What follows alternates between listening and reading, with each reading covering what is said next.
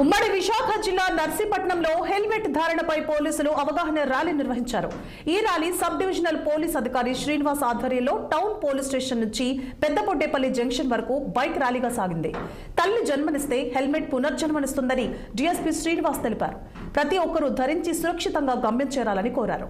అనకాపల్లి జిల్లా ఎస్పీ తూహిన్ సిన్హా ఆదేశాల మేరకు జాతీయ రోడ్డు భద్రతా మాసోత్సవాలు 2025లో భాగంగా రోడ్డు భద్రత గురించి అవగాహన పెంచడానికి బైక్ ర్యాలీ నిర్వహించామని చెప్పారు.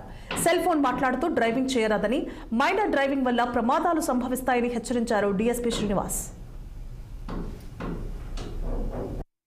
చూసుకుంటే మనకి ఈ సెల్ ఫోన్ డ్రైవింగ్ కూడా చాలా ఎక్కువగా ఉంది. ప్రతి వాళ్ళు కూడాను సెల్ ఫోన్ డ్రైవ్ చేస్తున్నారు.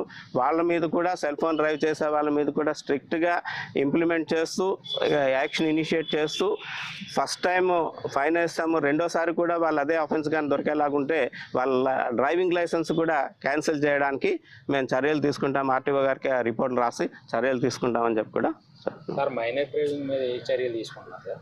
మైనర్ డ్రైవింగ్ కూడా ఎవరైతే మైనర్ డ్రైవింగ్ చేస్తున్నారో వాళ్ళందరినీ కూడా ఈ మధ్య మన రీసెంట్గా మీరు చూసుంటారు, మన నర్సీపట్నం టౌన్లో ఇన్స్పెక్టర్ గారు ప్లస్ సబ్ ఇన్స్పెక్టర్ వీళ్ళంతా కూడా స్టాఫ్ అంతా కూడా చాలామందిని ఆపడం, వాళ్ళని పేరెంట్స్ని పిలిపించి వాళ్ళని కౌన్సిలింగ్ చేయడం కూడా జరిగింది. ఇక్కడి నుంచి ఏంటంటే స్ట్రిక్ట్గా ఇంప్లిమెంటేషన్ కూడా ఎవరైతే మైనర్లకి బళ్ళు ఇస్తున్నారో వాళ్ళ మీద కూడా యాక్షన్ తీసుకుంటూ వాళ్ళకి కూడా డ్రైవింగ్ లైసెన్స్లు అవి సీజ్ చేయడానికి వాటికి మేము రికమెండ్ చేస్తామండి. అలాగే శ్రీకాంత్ పాయింట్లో నాకు సిగ్నల్ పాయింట్ పెడితే బాగుంటుంది అందరూ కోరుకుంటున్నారు.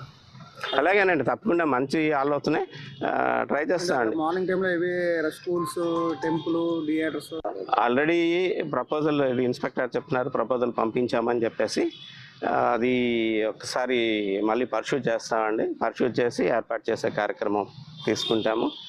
ఇప్పుడు చూసుకుంటే మనకి ఈ సెల్ ఫోన్ డ్రైవింగ్ కూడా చాలా ఎక్కువగా ఉంది. ప్రతి వాళ్ళు కూడాను సెల్ ఫోన్ డ్రైవ్ చేస్తున్నారు. వాళ్ళ మీద కూడా సెల్ ఫోన్ డ్రైవ్ చేసే వాళ్ళ మీద కూడా స్ట్రిక్ట్గా ఇంప్లిమెంట్ చేస్తూ యాక్షన్ ఇనిషియేట్ చేస్తూ ఫస్ట్ టైం ఫైన్ వేస్తాము, రెండోసారి కూడా వాళ్ళు అదే ఆఫెన్స్ కానీ దొరికేలాగుంటే వాళ్ళ డ్రైవింగ్ లైసెన్స్ కూడా క్యాన్సిల్ చేయడానికి మేము చర్యలు తీసుకుంటాం. ఆర్టీఓ గారికి రిపోర్ట్ రాసి చర్యలు తీసుకుంటామని చెప్పి